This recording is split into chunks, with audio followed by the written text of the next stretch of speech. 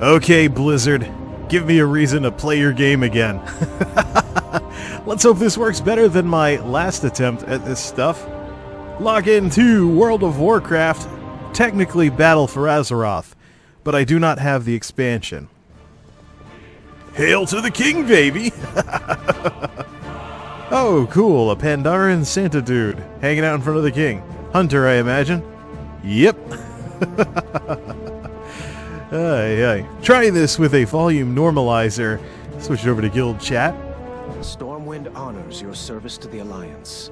Be vigilant. See if it can get the microphone and the game audio A king is only as noble as put together a little bit better. So, why am I firing this game up for the first time since getting into ESO? Well, the reason being is because I have to put my money where my mouth is. And get disconnected. Epic fail. It's time to play some stuff. Try number 2. We've taken to the air, and hopefully getting out of the city helps with the disconnect situation. But anyways, for those wondering why it is that I'm firing up World of Warcraft for the first time since early Legion in 2016, that would be because I gotta put my money where my mouth is. You can't criticize a game that you're not playing, obviously. There's gonna be people out there that are gonna be like, oh, well, how can you say stuff about WoW? You haven't even played it in years. Plus, I'm also curious about Classic.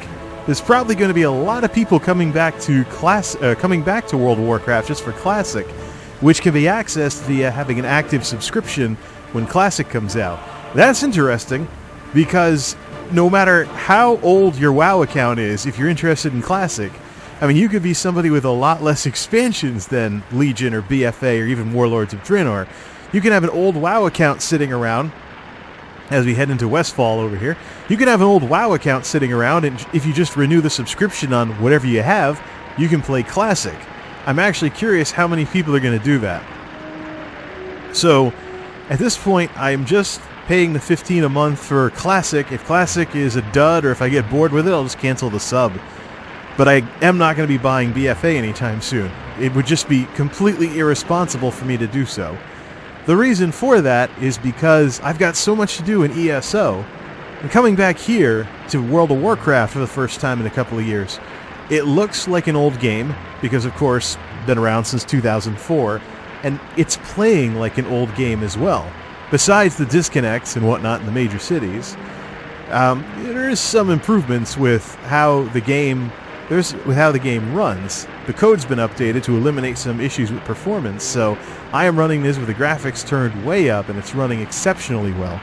I have this set to what NVIDIA Shadowplay recommends, which happens to be a Big 10 with 2x MSAA, stuff that they recommend. I also, by the way, have set the foreground and background FPS to be limited, in case some issue with the polling rate or something is why I kept getting disconnected. But I'll tell you one thing, I don't get this crap in ESO. I don't get this crap in ESO, I don't get this crap in Guild Wars 2. So, my understanding, as we continue flying around Westfall here, my understanding with regards to people's criticisms of this game is that they are probably correct. They're probably correct to criticize this being an old game that plays like an old game and has a few outdated mechanics these days. However, if you're one of those folks where all you play is WoW and you're frustrated as heck because of the state of BFA, it's time for you to start playing something else. Go see what else is out there. Because if you are playing this game exclusively and you're frustrated all to heck because of it, you are definitely fishbowling yourself.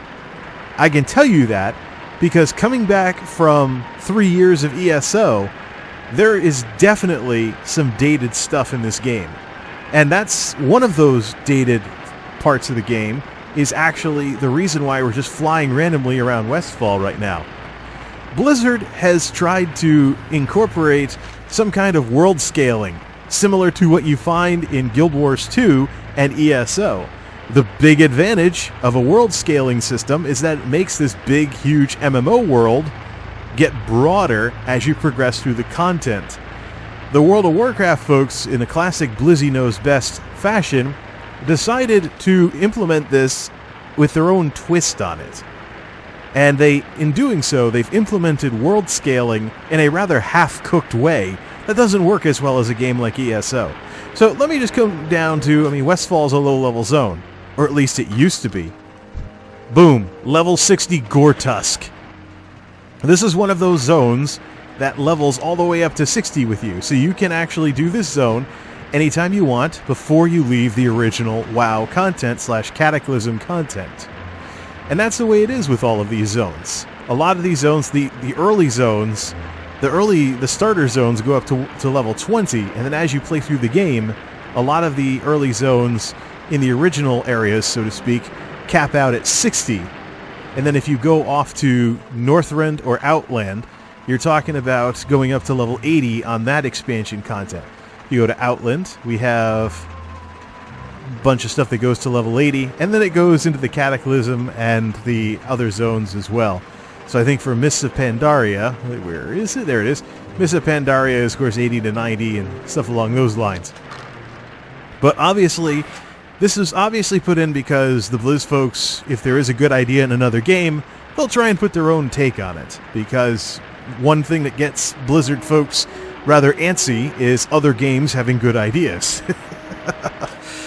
But unfortunately, in their attempts to be clever, they've created some unintended consequences when it comes to level progression. Let me compare this game to ESO once again. In ESO, everything, you can go wherever you want, whenever you want. Yes, it causes issues with feeling like there isn't much for progression. But on the flip side, if there's a story, like there is here in Westfall, story progress, 0 out of 3 chapters. I haven't done any of the story in Westfall because I am way past the level range. This guy goes all the way back to WoW Classic. The original, or WoW Vanilla, I should say. This guy was my vanilla character. He came through Westfall at levels 10 through 20 or whatever it was, back in the days of the original Deadmines. So he was long past the level range by the time this zone was redone for Cataclysm. So, if I decided, I want to see the story, it is going to be trivial and downright boring, because it's going to be basically this. Bonk! One-shotted! No challenge whatsoever. Nothing there's new sound effects. There's new sound effects and animations and stuff, and the performance of the game has been tuned up so that there's less stuttering and stuff like that. The game runs really well. It's an old game. It'll run well on a lot of different hardware, but it's basically, it will be boring and trivial to go around one-shotting everything if I wanted to go through and do the story. Meanwhile, in ESO, oh, you want to go back and do a story in a zone that you didn't do anything in earlier? Just go back and start it. Simple enough. The quest dialogue will be fully voiced, you'll have stuff to do, and there'll be some little changes here and there to the various parts of the zone that you choose to play the story in. Not so much the case in World of Warcraft these days. As an unintended consequence of this half-cooked attempt to scale the world, well, let's go back to Stormwind City and try not to disconnect again for the next part of this discussion. Ah, he is still here, and he still offers his services. Of course, he is a level 19 rogue. Makes perfect sense. But in your capital cities, for whatever faction you're playing, of course, you have the guy that offers you to pay 10 gold to freeze your experience. Now, here's the interesting part. You'll go through the game, and if you want to 100% go through all the stories without them becoming trivial, you're going to be coming back to this guy at levels 20, 60, 80, and all the caps to freeze your experience if you haven't been able to finish all the stories off by the time you reach the level cap. Now, I'm mostly curious about the old world. Is it possible to level through and see all the stories in all the zones without hitting level 60? I thought maybe with or without heirlooms? I don't know. So is it possible still, even without heirlooms, to level all the way through the level range, without hitting level 60 and complete all the stories? That is my giant question mark here. So, in the attempts to make it so that you can pick where you want to level and go through various content in various phases, what we actually have on our hands is a situation where there's some unintended consequences of the system. So basically, you'll be going to freeze your level if you want to see all the stories and all the content out here in the outdoor world, which is something you don't have to worry about in ESO. Aw, look at all the duelers in Goldshire.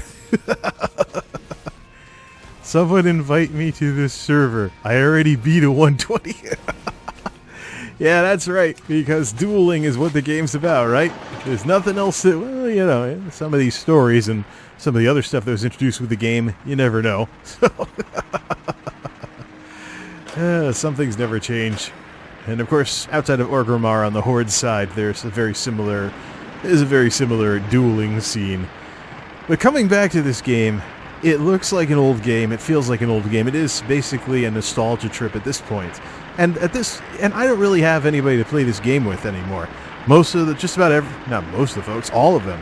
Everybody that I used to raid with, they're gone. You know, armory profiles gone inactive, stuff like that.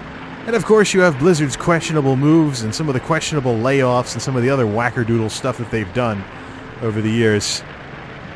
Now, of course, you have a game that, well, it's got some compelling things to it after all these years. It runs pretty well. It's got the Warcraft story behind it. It also has history of being a successful MMO. But I'll tell you right now, as somebody who's played this game for years and years, that the reason why this game was as successful as it was is for the longest time, there really wasn't anything comparable that did what WoW did. There were attempts to do something like what World of Warcraft did, but eventually it took the arrival of MMOs with strong IPs behind them, like ESO and Guild Wars 2, to offer any viable competition to this game. And at the same time, it also took Blizzard resting on their laurels a little too much, as we've seen with some of the more controversial changes in BFA and whatnot. So let's go check out, at least, you know, since we're here in BFA land, let's go check out that giant sword in Silithus that crashed into the planet. Might as well have some fun somewhere around here. There it is. Just arrived in the portal in Uldum, or Uldum, or whatever it is. There's the giant demon sword. You can see it all across Kalimdor. I mean, you can go all the way... I was testing this when I first got back into the game. That's Sargeras' sword right there that crashed into the planet the planet got stabbed with. So, there had to be some way to incorporate the Burning Legion in here somehow, and it's pretty awesome cinematic when at the end of Legion. However, let's go to first-person view here. You can see this thing. You can actually see this thing from all the way across the continent. It's part of the scenery, but there is a bronze dragonflight NPC in Silithus that lets you go back to the old zone. Silithus, the Wound. Pretty ominous name.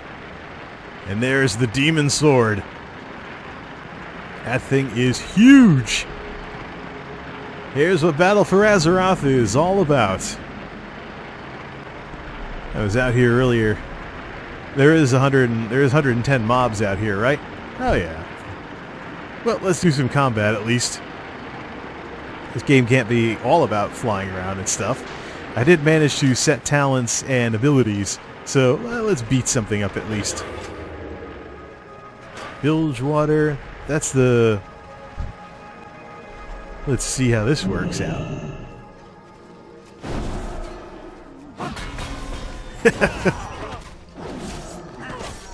The combat in the game is still pretty... the combat in the game is still refined from Legion.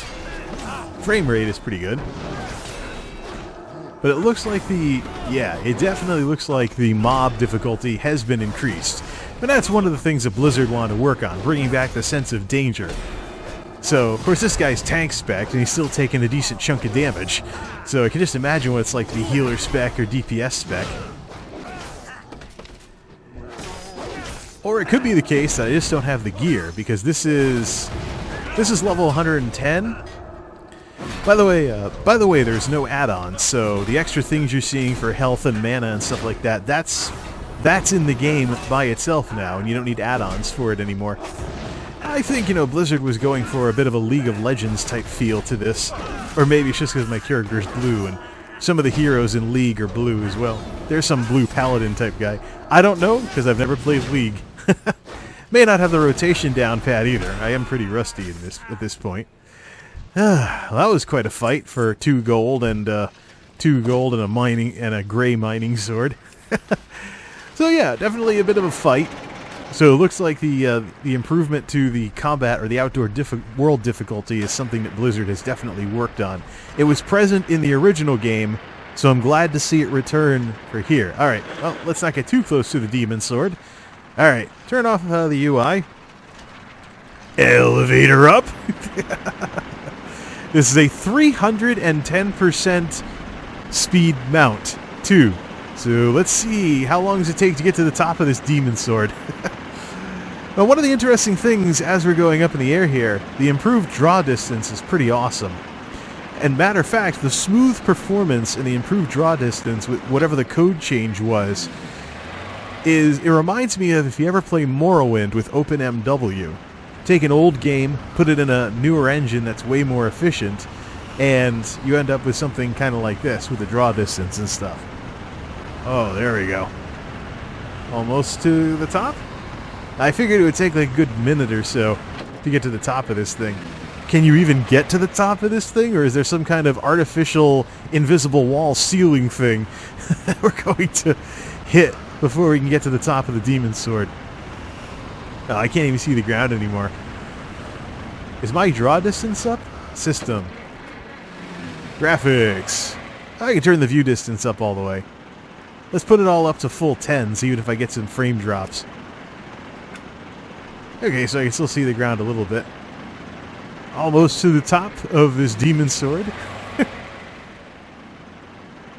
Alright. Can you at least clear the top of it without hitting the ceiling? And this is what, the ceiling for the zone?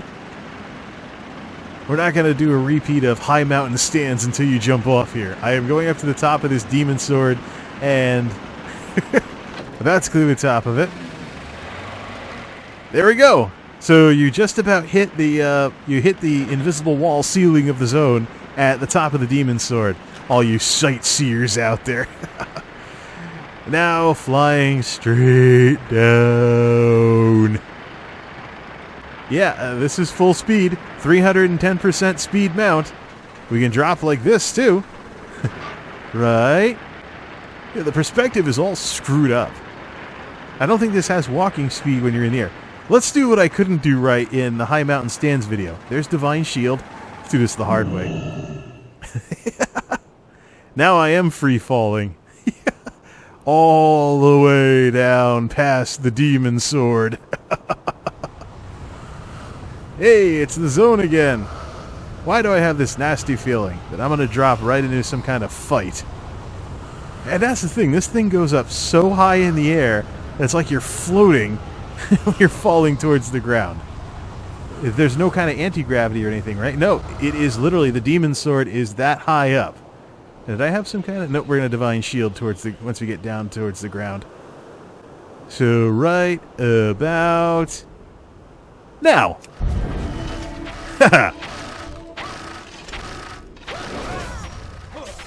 Hey, we have to beat up some more of these guys. I think the damage is still cut in half behind Divine Shield, or I could be wrong. Yeah, it's been a while since I played this game.